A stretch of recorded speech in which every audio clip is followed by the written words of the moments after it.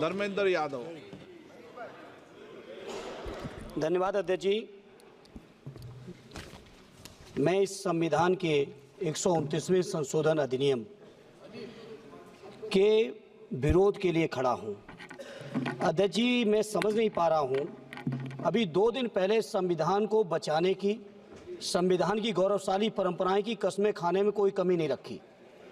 2 ही दिन के अंदर संविधान की जो हमारी मूल भावना है, 2 ही दिन के अंदर संविधान का जो हमारा बेसिक स्ट्रक्चर है, 2 ही दिन के अंदर संविधान का जो हमारा संघीय ढांचा है, उसको खत्म करने के लिए संविधान संशोधन बिल लाए हैं।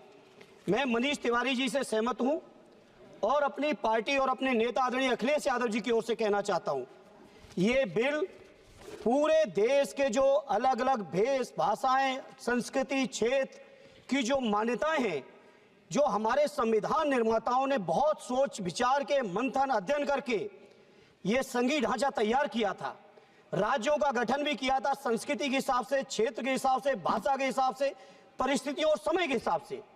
मैं नहीं समझता अध्यक्ष जी, मुझे कहने में कोई संकोच नहीं, उस समय के हमारे संविधान निर्माताओं से विद्वान, बाबा साहब भीमराव अंबेडकर से ज्यादा विद्वान इस सदन में अभी कोई नहीं बैठा, मुझे कहने में संकोच नहीं है। और ये संविधान की मूल भावना को खत्म करके कैसे तानाशाही के रास्ते निकाले जाएं, इसके अलावा कोई काम ही नहीं बचा है। आखिर ये मनीष तिवारी जी ने कहा, कहीं एक विधानसभा के चुनाव अगर कोई अविश्वास आता है, अगर बहुमत नहीं मिलता है, तो क्या पूरे देश का चुनाव कराओगे? पूरे देश का चुनाव कराओगे? और ये लोग एक देश, एक संविधान, एक चुनाव की बात करते हैं। जो लोग 8 विधानसभाएं भी एक साथ नहीं करा पाते हो, मौसम देख के तारीखें बदलते हो, वो लोग बात करते हैं एक देश एक चुनाव की।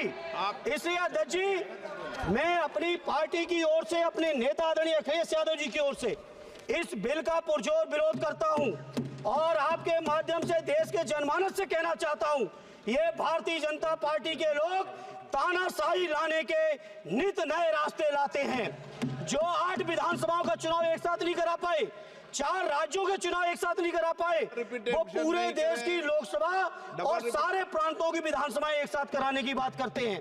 मैं पूछना चाहता हूं सरकार से, अगर एक प्रांत के अंदर सरकार गिरती है तो क्या पूरे देश की लोकसभा के चुनाव कराओगे? क्या अगर लोकसभा के चुनाव के चक्कर में उस प्रांत के लोग क्यों सफर करेंगे? अरे चर्चा कर लेना, अरे कुछ नहीं बचा है, कुछ नहीं बचा है आपके पास। अध्यक्ष जी, सदन को थोड़ा सा सिस्टम में लाएं। अध्यक्ष जी, आपसे अनुरोध है, आपके माध्यम से सरकार से अनुरोध है, जनता ने बड़ी उम्मीदों के साथ हम सबको भेजा है और हम सब लोगों की जिम्मेदारी है, ये संविधान विरोधी, संघीय ढांचे विरोधी, बेसिक स्ट्रक्चर विरोधी कई केसों की चर्चा की मनीष तिवारी जी ने, मैं उनके साथ जोड़ते हुए माननीय सर्वोच्च न्यायालय की भावनाओं के विरोधी, गरीब विरोधी, दलित विरोधी, पिछड़ा विरोधी, मुसलमान विरोधी, इस नीयत को वापस लो। ये अध्यक्ष जी, आपके माध्यम से मेरी आपसे प्रार्थना है। बहुत बहुत धन्यवाद।